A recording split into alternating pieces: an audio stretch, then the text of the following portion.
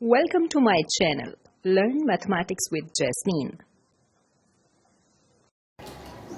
Exercise 6.3, last question है, question number 4.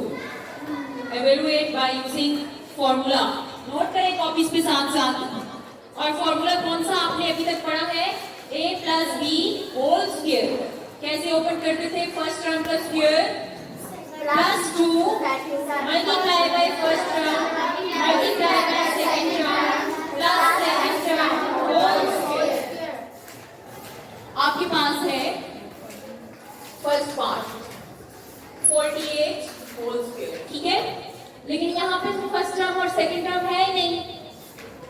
हमने first term और सेकंड टर्म जो है इसकी खुद से एज्यूम करनी है. ठीक है, जो मर्जी है कर लें, आपको क्वेश्चन गलत नहीं होगा अगर आप सही फॉर्मूला अप्लाई करेंगे. ठीक है ना? हम दो तरीकों से इसे कर सकते हैं. मैं इसको अगर यूं लिख लूं 40 प्लस 8 होल स्क्वायर, तो क्या ये गलत बात है? 40 प्लस 8 आपका 48 ही होता है. अगर मैं 41 प्लस 7 लिख दूं तो भी ठीक है, लेकिन वो मैंने जान के ना 40 लिया है. जब 40 को 40 से मल्टीप्लाई करूंगी तो मैं आसानी से कर लूंगी, ज्यादा मुश्किल नहीं होगा आपको. ठीक है, या इसको मैं ऐसे भी लिख सकती हूँ, जिससे मर्जी है करो, चाहे प्लस वाले फॉर्मूला से करो या माइनस वाले से करो, आंसर एक ही आएगा. ठीक है, अच्छा अगर मैं प्लस वाले फॉर्मूला से इसको करूं तो क्या है? First term whole square plus 2 multiply by first term multiply by second term plus second term whole square. 40 को 40 से मल्टीप्लाई करेंगे तो क्या आएगा?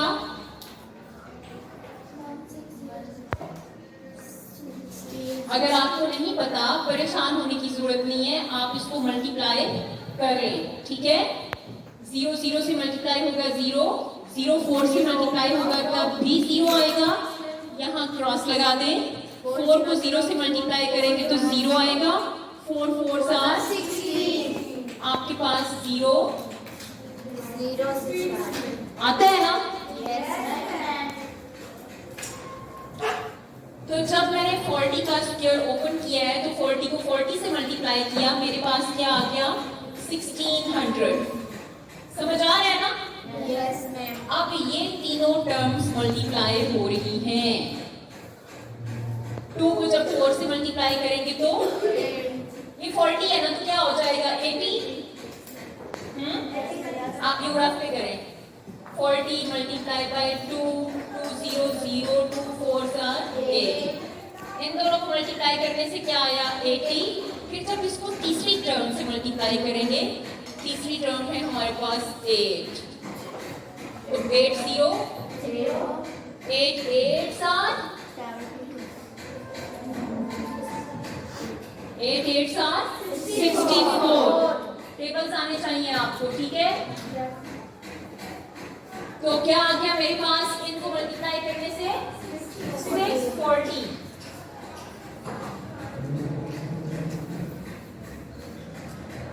प्लस ये वाला 8 8 7 64. अब देखिए बच्चों, ये तीनों टर्म्स आपस में प्लस हो रही हैं. इनको प्लस करने के लिए आप रफ साइड पे आप लिख लें. क्या लिखेंगे? पहली टर्म को ऊपर लिखें. क्या है? 1600. फिर क्या है? और फिर इनको प्लस करना है. डिजिट्स की तादाद मुख्तलिफ है हर टर्म में, ऐसा ही है ना? आप देख लें, ये है आपके पास 1600 640 64.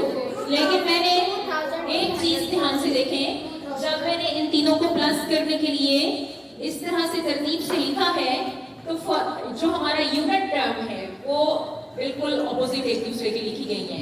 यूनिट 10 100 1000 पढ़ा हुआ है ना? yes, तो ये देखें यूनिट 10 100 यूनिट 10. अब देखें जो यहाँ, अगर ये आप इस तरतीब से लिखेंगे तो आपकी प्लस गलत नहीं होगी. ठीक है ना?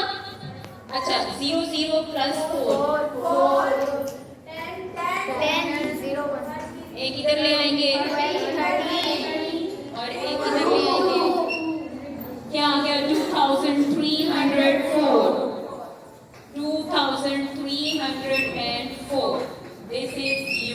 आंसर। ठीक है? यस। अब अगर मैं इसको माइनस के फॉर्मूले के साथ करूं तो भी ये गलत नहीं होगा। ठीक है? ये है आपके पास। जरूरी है कि ये जो भी आप ऑपरेशन इसमें लगा रहे हैं, प्लस का या माइनस का, वो क्या आना चाहिए? ये 50 माइनस 2 करें तो क्या आता है? 48। ठीक है ना? और अगर आप प्लस के फॉर्मूले से करते हैं तो आपने किया था 40 प्लस 8, 48 ही होते हैं। यस। बस आपने ये ध्यान रखना है, माइनस के फॉर्मूला से करें 50 माइनस 2 तो 48 ही आना चाहिए। सही है? यस। क्या होगा? फर्स्ट टर्म का स्क्वायर, ये माइनस है तो यहाँ पे भी माइनस लगाएंगे। 2 first term multiply by second term plus second term whole square. समझ आ गई ना? अच्छा, जब आप 50 को 50 से मल्टीप्लाई करेंगे तो आपके पास आएगा 5 5 25 0 00 हो जाएंगे। 50 को 50 से मल्टीप्लाई करके देख लें, आपके पास 2500 ही आता है। ठीक है? माइनस, क्योंकि ये प्लस के हैं दोनों और माइनस, मुख्तलिफ साइन जब भी मल्टीप्लाई होते हैं तो माइनस का साइन आता है। 50 को 2 से मल्टीप्लाई करेंगे तो क्या आएगा? 100 आएगा। 100 को आप 2 से मल्टीप्लाई करें तो क्या आएगा? 200 माइनस 200 प्लस 2 2s are 4। अभी आपने इन तीनों को प्लस और माइनस कर लेना है according to their science. Minus वाले को करने के लिए जरा ध्यान करिएगा। ठीक है? दो टर्म्स के साथ प्लस का साइन है और एक टर्म के साथ माइनस का साइन है। ऐसा ही है ना? पहले उन दो टर्म्स को सॉल्व कर लिए जिनके साथ साइन सेम है। ये मैं आपको एक ट्रिक बता रही हूँ कि आप गलती नहीं करेंगे। फिर 3 टर्म्स हैं, इसके साथ प्लस का साइन है, इसके साथ प्लस का साइन है, इसके साथ माइनस का साइन है। इन तीनों में से सेम साइन वाली कौन सी टर्म्स हैं? एक ये और एक ये। पहले इन दोनों को कर लेते हैं। ये प्लस का है और इसके साथ हम करेंगे, यूनिट के नीचे यूनिट लिखना है। क्या आएगा? 4052 2504। इसमें से आपने क्या माइनस करना है? 200। ये प्लस का है क्योंकि दोनों के साथ प्लस के साइन थे ना, तो इसमें से आपने माइनस करना है 200। अलजबरा का जो साइंस है ना, अलजबरे में बड़े मैटर करते हैं। अब देखें, दो टर्म्स हैं, दोनों की साइन क्या है? डिफरेंट है। जब दो टर्म्स के साथ साइन मुख्तलिफ हो यानी कि डिफरेंट हो तो आपने उनको सब्ट्रैक्ट करना होता है, माइनस करना है। तो 4 में से 0 जाएंगे,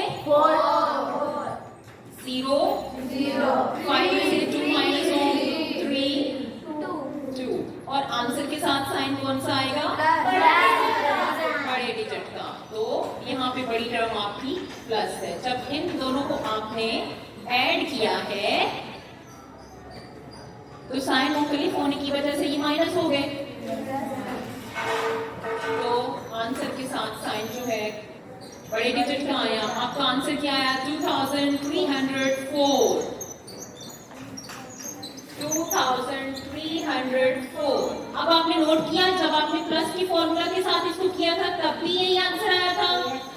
जब आपने इसको माइनस के फॉर्मूले के साथ किया है तब भी यही आंसर आया है। यानी जो अलजेब्राइक आइडेंटिटीज आपने पढ़ी हैं, a plus B whole square या a minus B whole square, आपकी मर्जी है, दोनों में से जो भी आइडेंटिटी का इस्तेमाल करते हुए आप इसको सॉल्व कर लें। ठीक है? तो फर्स्ट टर्म अगर आप इस तरह की चूज करोगे ना, 10 20 30 40 50, वो आपको स्क्वायर लेने में आसानी होगी। आपने जैसे ये 50 का होल स्क्वायर लिया, 5 5 से 25 लिखा, एक 0 था तो ऊपर होल स्क्वायर था, डबल 0 लगा दिया। ठीक है कि नहीं? तो ये चीजें आपने जहन में रखनी है। सही हो गया?